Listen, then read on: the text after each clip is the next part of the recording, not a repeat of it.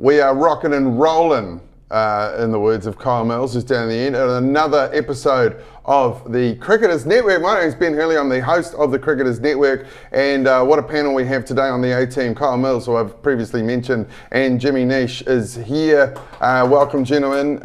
Good? You good? You good? This is the general catch-up part of the podcast. Oh, very well. Thank you. Can we get an update on the Castle Rockers? Castle Rockers is travelling in the right direction. We should have a draft. What month are we in? We're in May, aren't we? Sort of towards start of July, there'll be a draft and picking players up. Cool. Will you be here doing that, or will you go over there? No, I'd like to head up there for a little in and out job. 48 hours on the ground in Dublin, I think, and then return. Oh, so that's where that's the that's the epicentre of the ETPL. Dublin is kind of like the mothership. Nice. Yep. We're going to talk about Ireland later. University of the ETPL. Very much so. You had your fingers crossed there when we were talking about the draft. Oh, you know. It'd be quite nice, wouldn't it? It cost a lot of money, Jimmy Neesham. Wow. It cost a lot of money. Yeah. Mortgage payments start to hurt a little bit when you're just at home doing nothing, don't they? I've also seen what you drive, Jimmy, and it's with the increase in fuel costs, that's a mortgage payment every time you fill up. What are you cruising around in? It's a tractor. It just happens to be made by Mercedes. Yeah, it's thirsty. The thing that I'm really not looking forward to is the move to Colin Maiden, because it takes my drive from 10 minutes to about half an hour out your ways.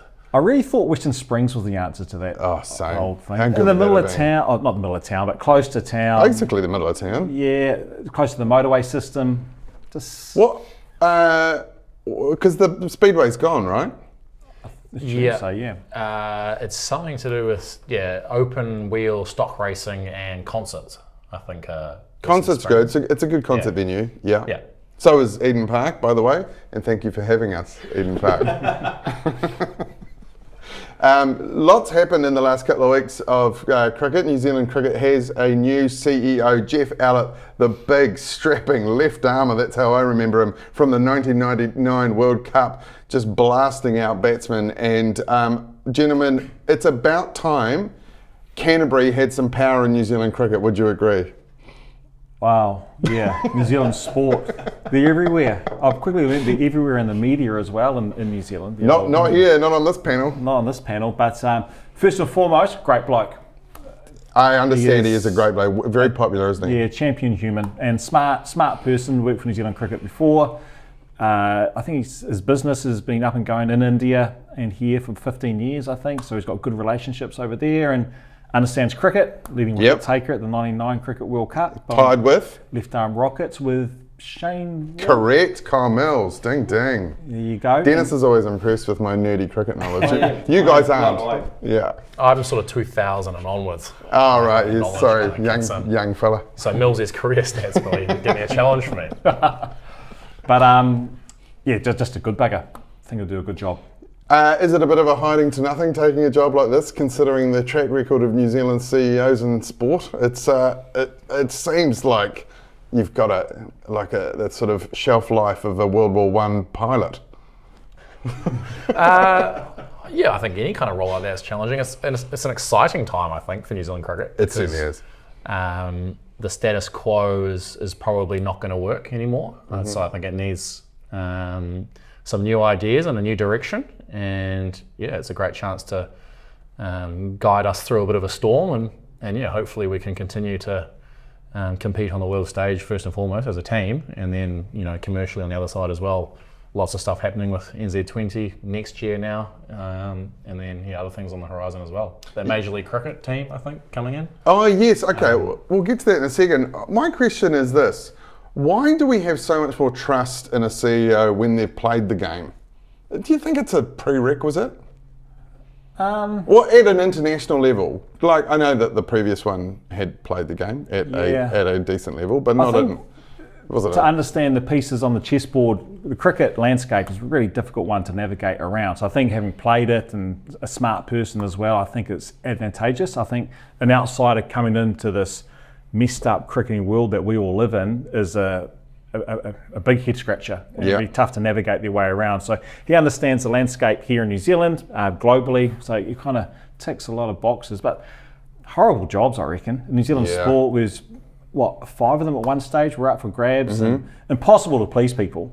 All stakeholders below, through the club game up to the provinces, have all got their hand out wanting cash. Then you've got the professional side of it, you need to navigate your way through, and really, really tricky job. So his phone won't stop ringing, I wouldn't have thought. It was easier when we had 3 sports in this country, wasn't it? We had rugby, cricket, and netball, and that was it. But then, people wanted to play other sports and they got popular. So there's more hands out for the same amount of cash. That's it. I've noticed that in school sports, actually. There's more opportunities for kids to play different sports. We grew up, it was football, hockey, rugby in the winter, summer, cricket, bit of tennis. But now there's like lacrosse. Oh yeah, but equestrian. Basketball's going off the charts. sport. Yeah, huge sport. I've discovered though, as a parent, and your kids are similar age to mine and Milsey, and yours is much younger. So there will be sports that you will ban your children from playing because it doesn't really quite fit in with your schedule. Rowing. Yeah, schedule or beliefs. Also beliefs. Yeah. Okay. Yeah. Yeah, and someone asked me the other day, what will we do if Luca likes this sport or that sport or things that aren't sport? And I said, well, he doesn't have a driver's license, so he's got to get there somewhere, and I won't go. My oldest daughter plays football, and she's quite good. My younger one, she started playing football, didn't really like it, wanted to play hockey, and I was like, okay, when's hockey? Friday nights? No. Sorry. Yeah, rowing's a big one too. Early mornings. Starts and, Who would do that? Rowing and swimming. Why water sports have to be so early in the morning? I'll tell you what is the worst sport on the planet to watch as a spectator. And I'm going to watch my cousin's daughter, underwater hockey. Oh, what? What is that? What is that? As a sport? You're standing on the sideline, you don't even know what's going on. Who's who? All these kids pop up for air, then the worst sport alive. And then you sit there and you go, I haven't actually seen my kid in a while. Should I maybe get a set of goggles on and have a look, see what's going on in there? Without question. I mean, there's enough formats in cricket. Is there underwater cricket? Is that a possibility? Well, give it time. Yeah, give it time. Is there one country that's really good at underwater hockey? It'll be some sort of Eastern Bloc country. Yeah, would they? Yeah. The Philippines will be real good at it in about 20 years. Okay, that's dark but accurate. Tuvalu, also. Sorry. It's a global warming joke there. Yeah, it was a global warming joke. And look, it's a satire. It's it's only because of vehicles like Jimmy drives so that that the planet is heating up. We mentioned NZ20 being pushed back. That was the other big news of the last fortnight. Was NZ20 has been, they couldn't find a window. Basically, there was a 2-week window to try and fit a 4-week tournament in. There's a previously scheduled tour from Sri Lanka, which, we have to have our annual tour from Sri Lanka or Bangladesh. So we've got to fit that in. It's not a death knell for it. I think it's still very much on the table. I think it will happen, but this summer's going to be weird with it. Yeah. It's disappointing. I think a lot of the guys were fizzed up at the thought of it happening this year, but it does give a little bit more runway to dot the I's and cross the T's and sort of make sure it does, live up to the hype, I suppose, with a slightly bigger preparation window. I think we're seeing at the moment in Australia, they're having some discussions around privatisation as well, so they'll probably be around that time period too. So yes, it's an incredibly interesting sort of period in a franchise sport and cricket, globally. But from what I've heard, there's huge levels of interest and investment for the tournament, and you just have to keep those kind of people happy, don't you, with a clean window and knowing that the best players are going to be available and they'll have the best product that can be possibly put out. Yeah, Milsey, should they have good summation, that. Should they have asked the Sri Lanka tour, or is it just something you can't do? I'm done with those tours. Yeah, done with them. It's not even a test tour. Is it? No, it's not. It's a white ball tour. Yeah, I got no interest in that stuff anymore. I don't know. But I think the window needs to be clean. Last minute scheduling of this tour doesn't help things. And then also getting sign off for this potentially to happen was delayed, which didn't help proceedings as well. So if we'd known long time before Christmas just been, I think it would have helped. I think Yeah, you kind of just mentioned it then. Actually, next summer, what's there to look?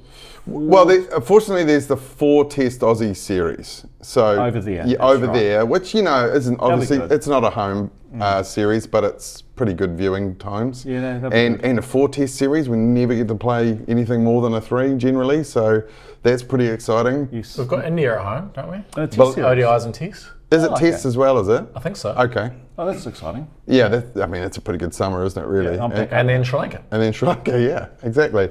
And some sort of strange last iteration of the Super Smash, Yeah. which won't be broadcast. Well, No. maybe broadcast. Really? Remains to be seen. It remains to be seen. But- Okay, yeah.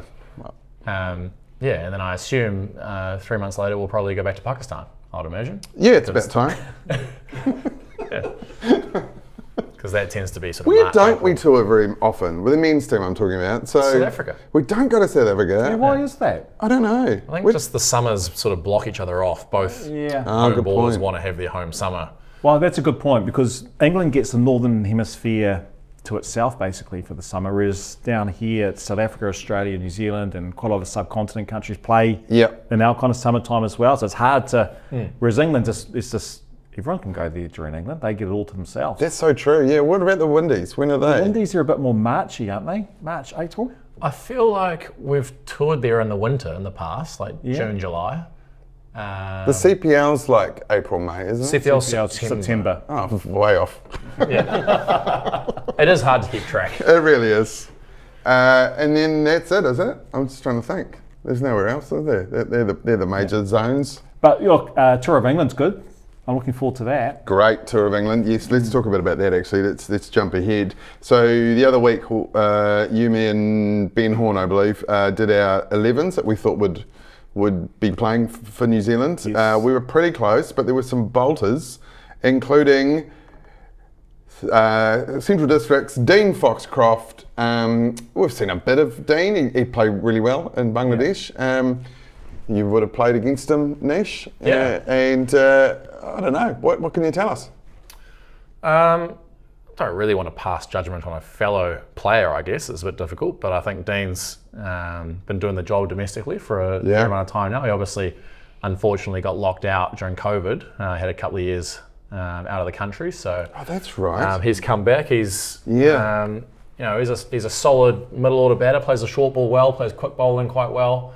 And obviously contributes with good quality off spin as well. So Well, I think he's possibly, and I'm sure this isn't a bad thing to say, he's only in there because Mitchell Santner is injured. So and Michael Bracewell is unavailable. is Why he is he unavailable? unavailable? Yeah, I didn't know about why that was.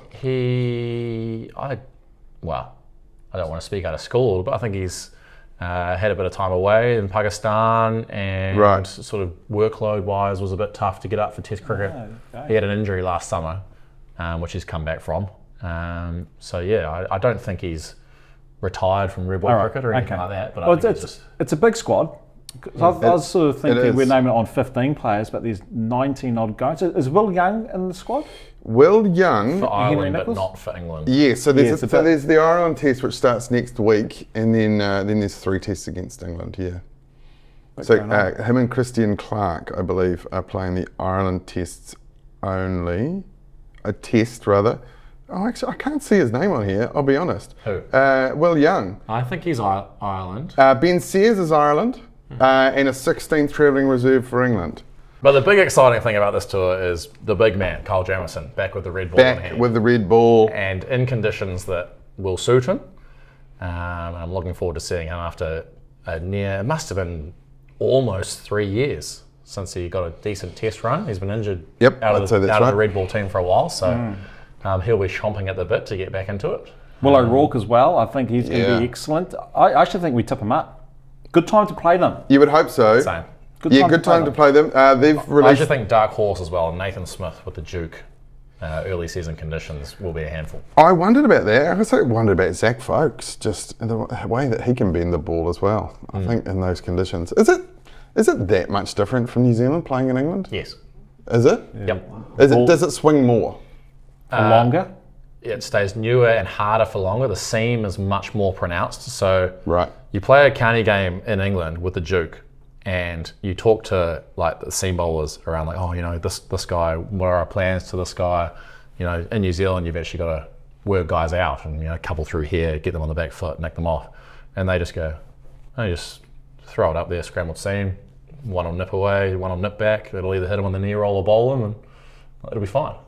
Right. And then they get to the round where they play with the kookaburra, and no one can take wickets because so they play one round with the cookie. Yeah, maybe even 2 rounds with the kookaburra each summer, because, you know, in preparation for going to Australia for the Ashes. So yeah, that method of just throwing the ball up there at 80 miles an hour, 82 miles an hour with the scrambled seam doesn't work anymore. And then a few bowlers get found wanting. It takes a bit of time to adjust to it though. Oh yeah. So did they have a practice game before Ireland, or was Ireland the practice game leading into the Test series? No, in fact, some of the players have come back from the IPL to practice here. I would have thought they would have gone straight to England. But I know Rachin Ravindra's come home to net. I think Rachin as well has a incredible schedule over this year. I think from 3 months back to about 6 months in the future, he's home for 5 days. So I think that'll be a mental refresh more than anything. And when you're hot though, right? You gotta. Yeah. Yeah. No, he's been going nicely. Unfortunately, didn't get a run in the IPL. Didn't play one game, did he? No. It's weird. Well, they had a strange sort of makeup of their overseas players because they had Finn Allen, Tim Seifert, and him as sort of top order specialist batters. That's right. And Sonny Narayan always plays. Yep. And Cam Green's always going to play. Cam Green's always going to play. And then they've sort of got Patharana, Rodman Powell, I think, Kolkata as well. You know what it's like over in India. You're kind of trying to fit 6 guys into 4 spots a lot of the time. And everyone's going at about 15 and over. We'll get to the IPL in a minute, but let's talk about the England squad. Ollie Robinson has been recalled. Makes his return. Yeah, makes his return. I know an England fan who's incredibly excited about this and thinks this could be the difference. You faced him, Nish? I have faced him in the T20 though. Okay. I don't think there's any doubts about him as a bowler. Good. I think he's a very high quality operator. I think he's got 75 wickets at 23 or something. 23 in Test cricket. It's pretty good. There were just a few question marks around, you know, peripheral stuff around touring, which it sounds like he's sort of cleared up a little bit. There was some weight issues too, I think. There's some weight issues too. That's not me. I'm not fat shaming. I'm in the last position to fat shame someone. But there was, this idea that he wasn't fit and he was bowling 10 Ks under what he could be. And well, there's an Ashes test he kind of walked off, didn't he? Or it just wasn't fit enough. Previous Ashes tour. That's right. Well, there was also one where they asked him to bowl off spin for a bit. Well, they were really throwing the dice there. Yeah. You never know what's going on in that kind of situation, but I mean, high quality bowler. Jofra is not playing the first test. He's staying at the IPL, which is an interesting one. When your central contracts are the ridiculous amounts of money that theirs are, you'd think he'd still be keeping first test clashes with the IPL. Or he's not, like his loading won't be up to where it needs to be or something. So they're having a bit of an uproar over there. Nasser Hussain's not very happy with that, understandably. I mean, it's really great for us. Very good for us, yeah. Especially with, you know, a couple of lefties in our top 5 who Jofra eats for breakfast. And who else? What else would their bowling attack be? Gus Atkinson's good bowler. Gus Atkinson's a nice bowler. Yes, correct. They have 2 spinners. They've picked Rian Ahmed and Shoaib Bashir, whereas New Zealand doesn't have a specialist spinner. And these tests are a little bit later than normal. Because normally the test is played in May, the first test in England. Yeah, right. So these are in June, and one of them's at the Oval, which will turn. That's what it used to. I don't know if that's still the case, is it? I'm sure that was one of the big question marks for that English side in the Ashes, that they didn't play a spinner in the Ashes, so it's possibly we need a spinner moving forward. They had that part-time spinner Will Jacks. He's not in the side either, and I don't know if he's in the IPL, so I'm not sure if that's got something to do with that as well. Confusing, isn't it? Oh, it really is. Yeah, it really is. I'm surprised and delighted we've actually got a full-strength squad for the Ireland test, to be honest. Yeah. Well, I think that's been, you know, a big carrot the last few months. I noticed Devon Conway's come out and is looking to accept a full contract again with New Zealand Cricket because of the quality of test cricket we have over this 12-month period. Yeah, so there's still a huge desire for players to compete in test cricket when it's significant.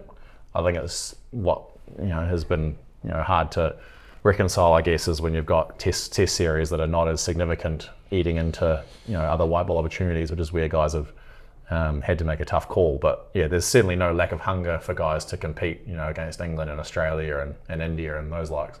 Yeah, or South Africa if we ever get to play them. They're the World Test champions after all.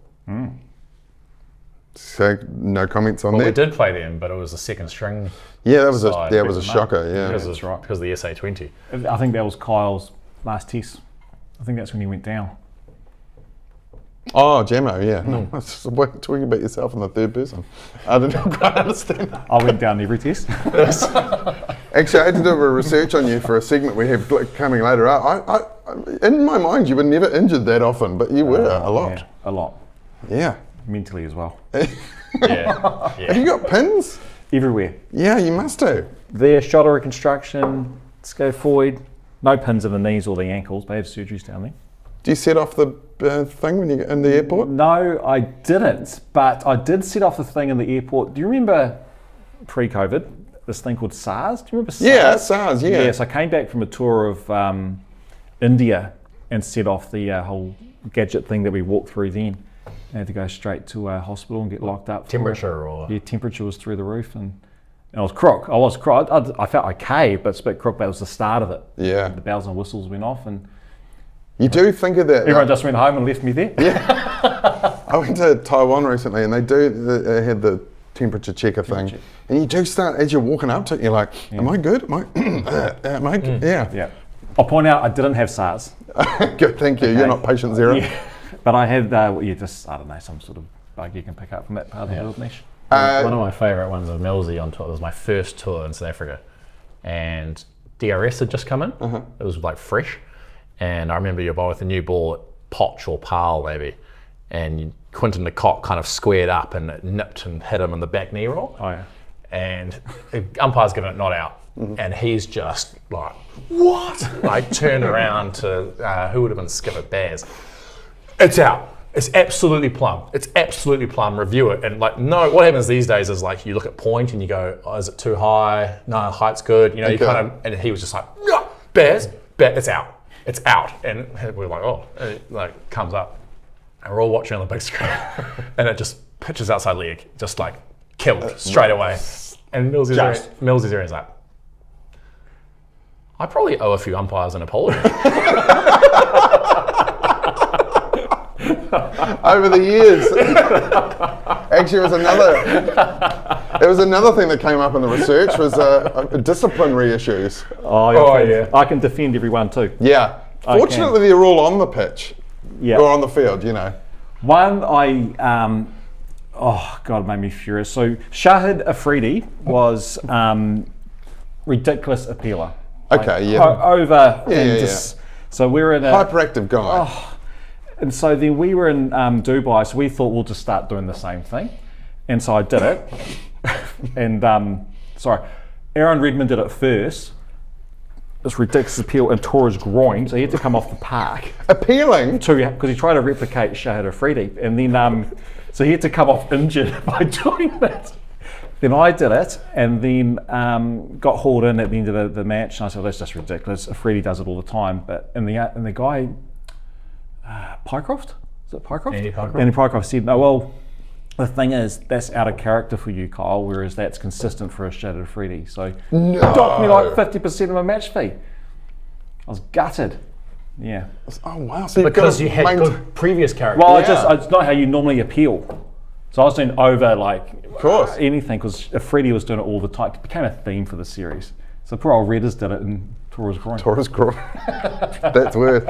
That's the other one that would always annoy us in the subcontinent was guys like Jadeja and Ashwin would appeal so much, but then they just run straight down the middle of the wicket every time they were appealing. Yeah. And you'd talk to the umpires and they go, well, we can't tell them to stop appealing. And it's like, well, you can warn them for running on the wicket. But how do you warn a guy for running on the wicket when he's facing you appealing? But then the wicket would just be absolutely torn up after they'd bowled for 6 or 7 overs. And you sort of go, well. Yeah, Ashwin loved to run. Yeah, he'd run first and then turn to the umpire, wouldn't he? Yeah. But tricky over there in that part of the world. The Sri Lankans are always find to be smiling assassins. So we know if we're batting, they're fielding. they'll be in the huddle. Sorry, no, when we're fielding their batting, they'll make sure the whole 2 minutes is taken up for them to come out. So then our over rate is slow. You know, some people will go out quick early and mark centre and then get on with it, but they'll stretch it right out. You do that 8 times, that's 16 minutes, which is kind of lost. Then you're rushed to get through your overs in time by the umpire. They're just sneaky. It's smart in a way. It's smart. Before we leave the Northern Hemisphere, let's just talk quickly about this Ireland test. So is this a massive banana skin for a team like us? I can't name many Irish players, but I can name all our players. I think our players are pretty good. I know, but what would they do? They'll produce an absolute... It's a 4-day test as well, isn't it? Yeah, they'll produce an absolute green seamer, I imagine. I think we're pretty well placed. Yeah, we're too good. I don't think that should be an issue. No, I know, but you know, I think wasn't there the test a few years ago against Ireland and England, and they bowled England out for nothing. It was at Lord's. Yeah, Tim Musa got his name That's right. on the honours board. But then England won the test quite comfortably in the end, because would have been a bit nervy there for a wee while. Yeah, they bowled them out for like 80 or something. Yeah, they did. Yeah. That's the thing about Test cricket that's so good, is that you got to have 3 or 4 good days, don't you? Yeah, that's right. One good day. It's like, how many teams do you see go to India and the subcontinent and they finish day 1 of the series 370 for 3, and then all 3 days later that's just over. What happened? I thought when you get 400 in the first innings, you're good. But it just takes one session for things to go haywire.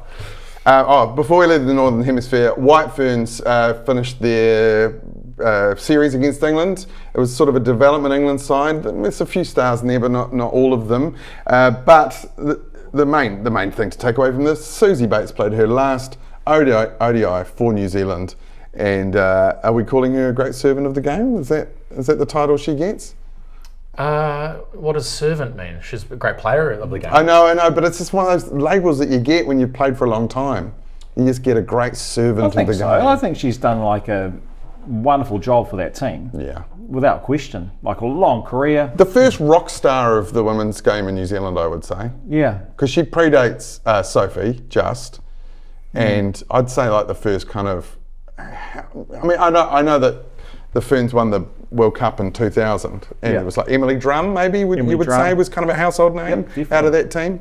But Susie was like the first player to go and play overseas leagues, and great personality. She represented New Zealand in basketball as well, but no, she's done her time and carried that team on many occasions, for sure. I'd love to have her just explain like what it was like when she started versus what it's like now. Like that, just complete how far the women's game's come. Yeah, she is 18 years. Yeah, that sounds about right. 18 or 20 years. Like it would just be absolute chalk and cheese. Absolutely. Yeah. I thought she was trying to hold on for the Olympics, but then we talked about that. She said, "Well, we're not even guaranteed that we'll qualify because it's a weird thing." So, but she'd be in a very small group of people who've been to the Olympics for 2 different sports. Yeah. Would be. That would have been cool. Yeah, it would have been very cool.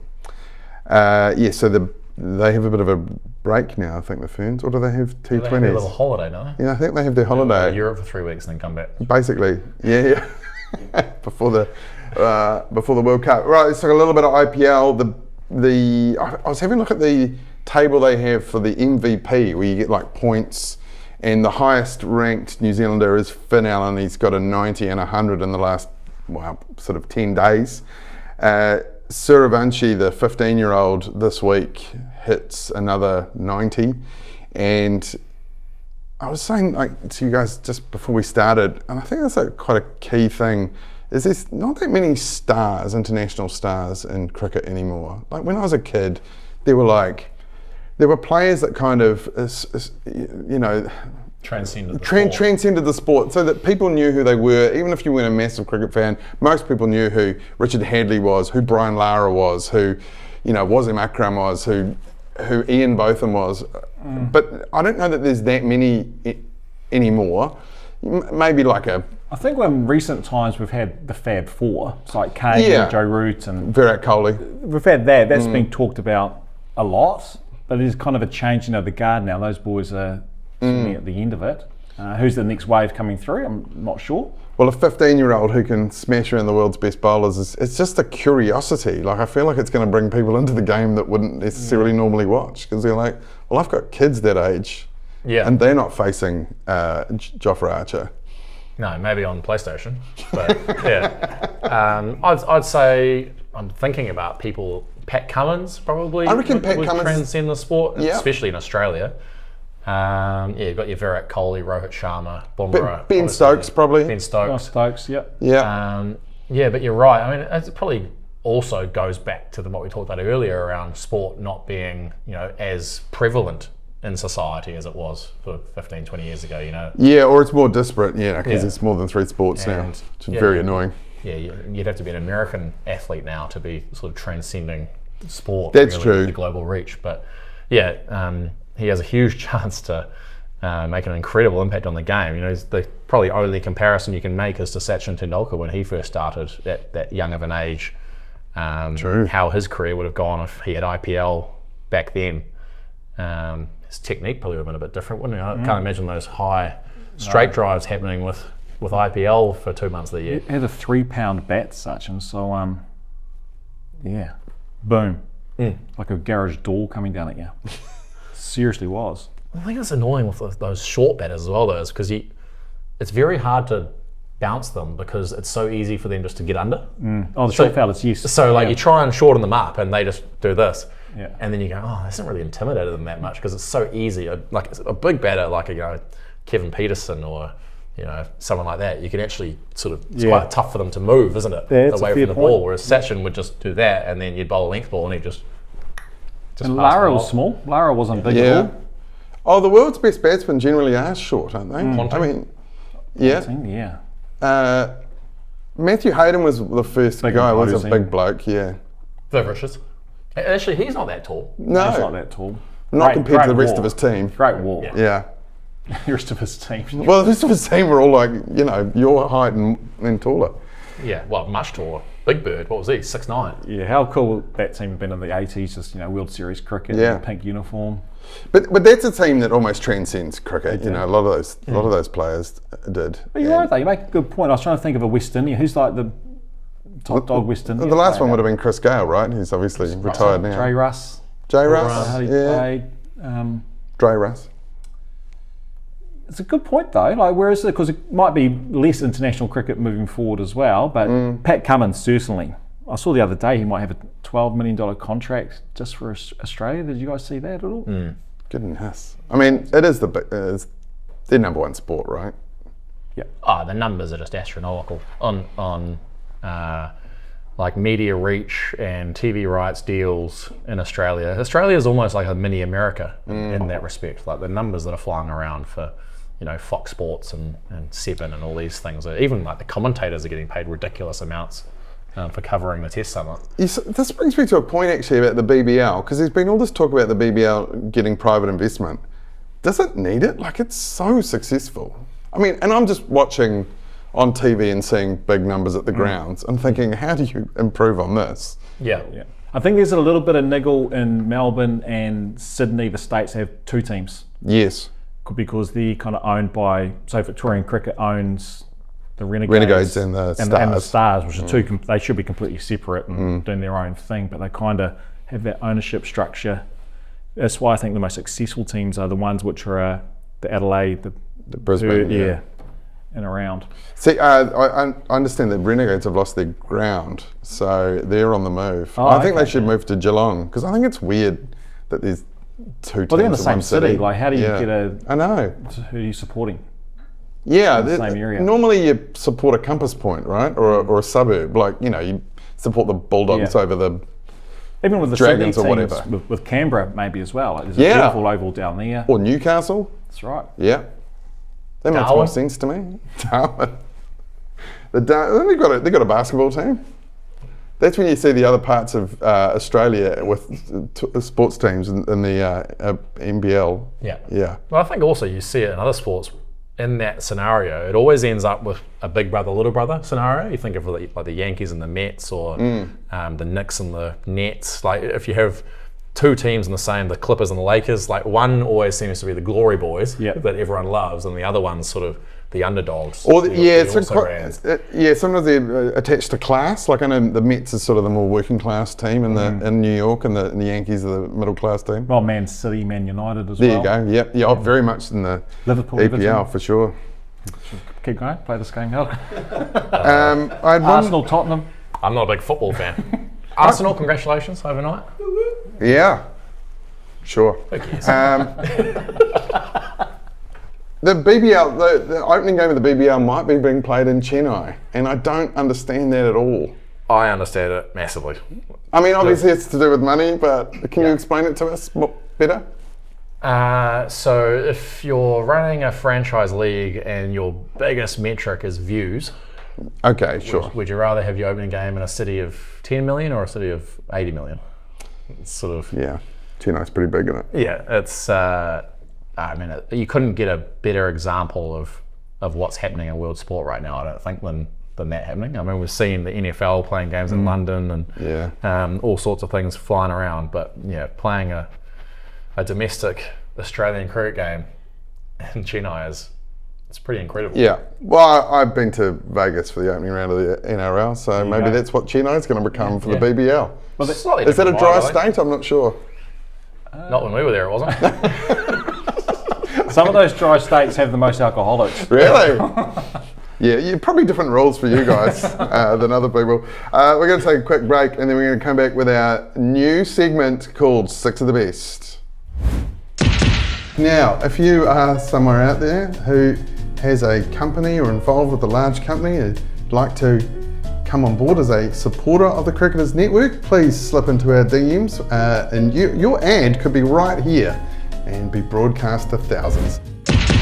Welcome back to the Cricketers Network. We've got a brand new segment, it's called 6 of the Best, where I have done a deep dive into the internet to find 6, i.e. 1 over, because it's got to be cricket themed, questions about one of my co-hosts. The other co-host will have a go at answering those, and then the co-host that it's about can have a go too, because they probably don't know that much about their own career. So today, our subject is Kyle Mills. Would it be worse if I know all of them, or if I know nothing? Which would offend you more?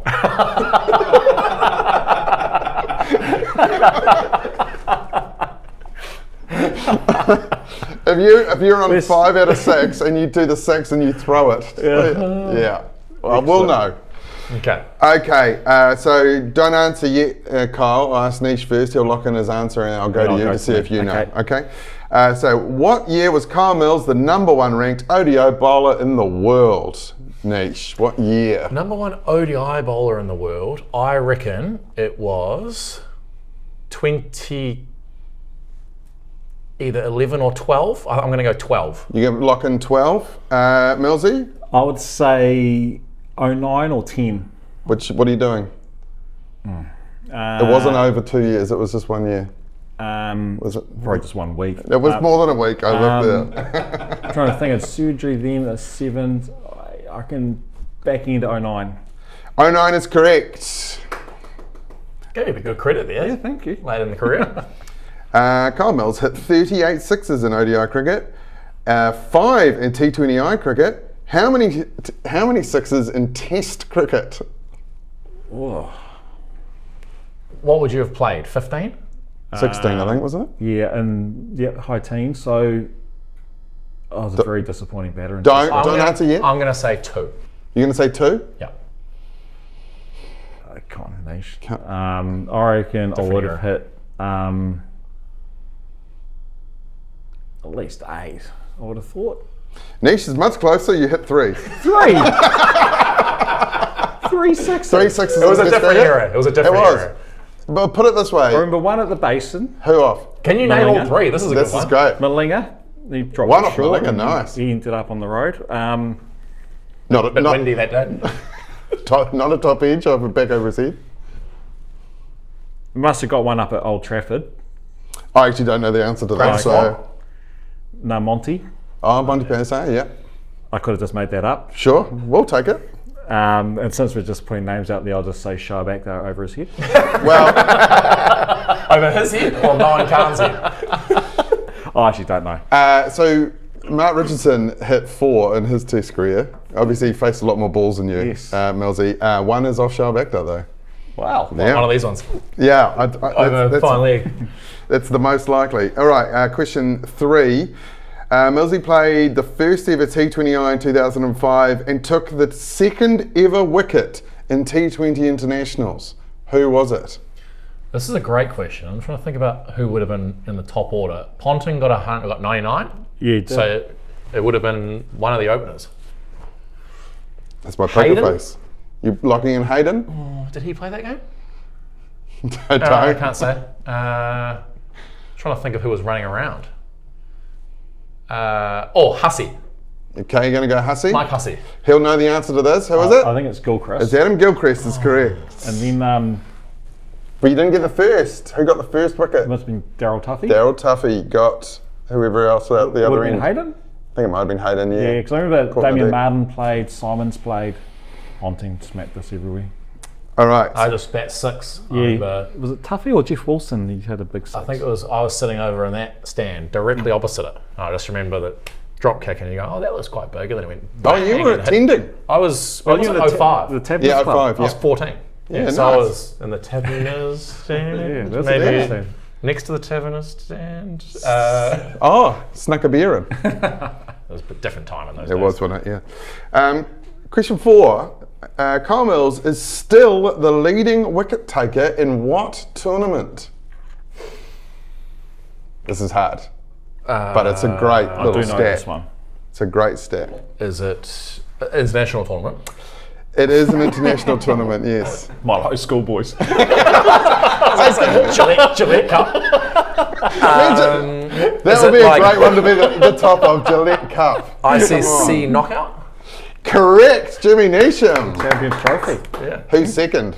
No bonus point. Oh, He's already been mentioned. Shane Warne. Malinga? Lasith Malinga is second. Nice.